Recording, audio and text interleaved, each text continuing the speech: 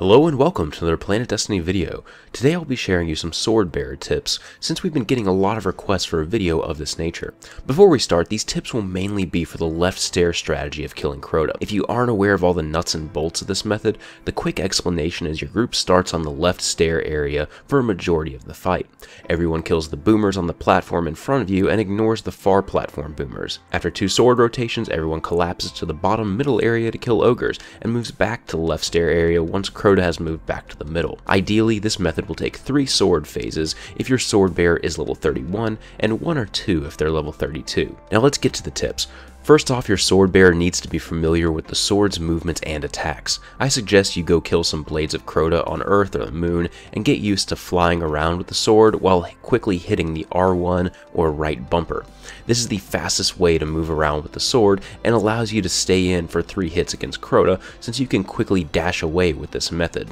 You should also be familiar with attacking using the R2 or right trigger. This deals the most damage to Crota and is a good time measurement for how long you can stay up on Crota's platform. To properly attack using the R2 button, you have to slightly press forward on the left thumbstick. This increases your attack speed as opposed to just hitting R2 with no movement input.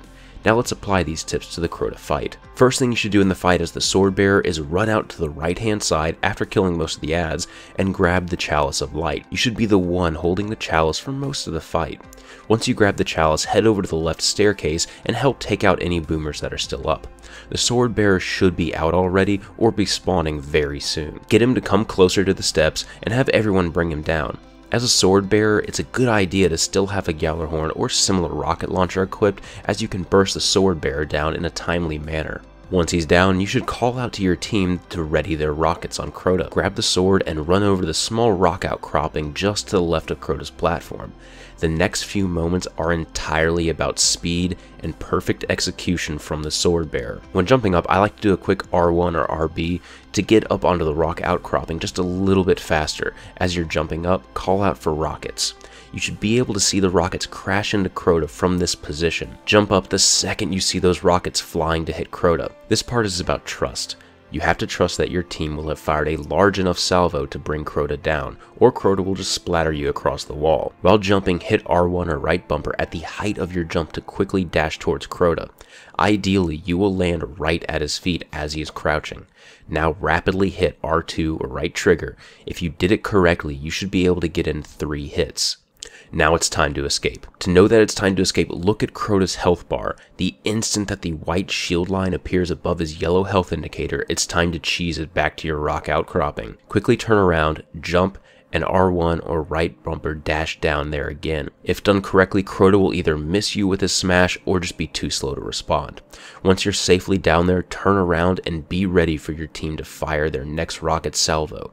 This is going to be on them to call it out to you now. As long as Crota is kind of glimmering orange, he's invulnerable to damage, so the rocket team will have to wait to fire. Once they do, you should jump and dash to Crota once you see those rockets enter your vision. Repeat the damage phase with 3 hits and then quickly dash down again. If you have enough time, you can get 3 damage phases in with 1 sword.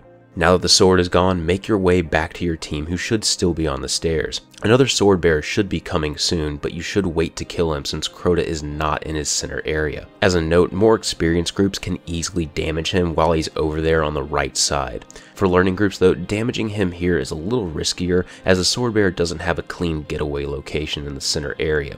Once he starts to return to the center area though, drop the sword bearer and then repeat the damage phase again.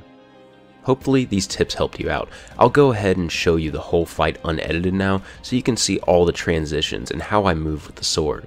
If you're looking for some other tips on how to clear the raid, check out the links in the description.